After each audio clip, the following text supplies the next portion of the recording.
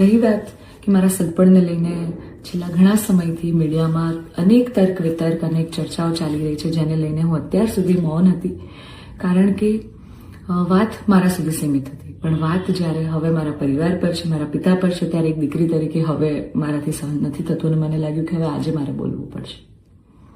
એક બ્રહ્મકન્યા હોવાનું, એક બ્રહ્મ દીકરી હોવાનું મને એટલું ગૌરવ છે કે જેને હું કદાચ શબ્દોમાં નહીં વર્ણવી શકું. અને હું અહીંયા સુધી પહોંચી છું એના માટે શિક્ષિત અને સમજણી જે બ્રહ્મશક્તિઓ છે, બ્રહ્મ સમાજના લોકો છે, એમનો ખૂબ ખૂબ ફાળો રહ્યો છે મારી આ જર્નીમાં. અને હું તો નસીબદાર છું કે મને 18 વર્ણના લોકોનો પ્રેમ અને સપોર્ટ મળ્યો છે અહીંયા સુધી પહોંચવામાં. મારો પરિવાર તો છે જ, મારી ઢાલની જેમ મારા પિતા છે મને સપોર્ટ કરવામાં, પણ આપ સૌનો પણ ખૂબ ફાળો છે.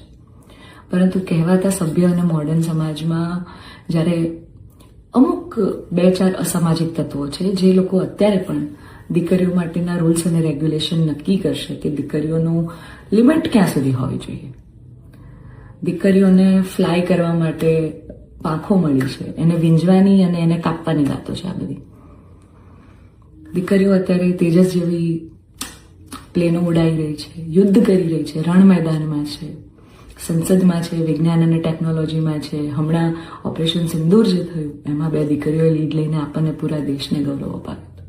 ત્યારે શું 2-4 આવા અસામાજિક તત્વો નક્કી કરશે કે એક દીકરીનો લાઈફ પાર્ટનર ચૂઝ કરવાનો શું એને હક નથી? તમે દીકરીઓનું સારું જ કરવા માંગતા હોય ને તો દીકરીઓના શિક્ષણ માટે વાત કરો, નાની નાની દીકરીઓ પર જે બળાત્કાર થઈ રહ્યા છે એના માટે વાત કરો, દીકરીઓની પ્રતિભાને આગળ લાવવાની વાત કરો. ચલો આ બધી પ્રતિભાને બધું તો મોડર્ન વસ્તુ થઈ ગઈ. હજી જૂના 18મી 17મી સદીના કુરિવાજો આપણા સમાજમાં ચાલ્યા આવે છે. હજી કેટલા બાળ લગ્ન થાય છે આપણને બધાને ખબર છે. સાટા પ્રથા ચાલુ છે જેની પીડિત હું પણ છું, તમને બધાને ખબર છે.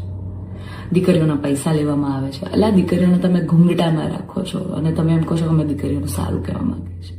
એક બાજુ દીકરીઓ તેજસ જેવી ફ્લાઇટો ઉડાઈ રહી છે, આર્મીમાં છે, નેવીમાં છે, અને એક બાજુ દીકરીઓ ઘૂંઘટામાં છે. એના પરથી જ ખબર પડી જાય છે કે ક્યાં કેટલો વિકાસ છે. હું દરેક બ્રહ્મ શક્તિઓને, બ્રહ્મ આગેવાનોને નિવેદન કરું છું, આજીજી કરું છું કે આવા અસામાજિક તત્વોને સમાજમાંથી હટાવો. જેટલા પણ લોકો હવે મારા પરિવાર વિરુદ્ધ કંઈ પણ પોસ્ટિંગ કરશે, કમેન્ટ કરશે, એમના વિરુદ્ધ હું કાયદેસરના પગલાં લઈશ.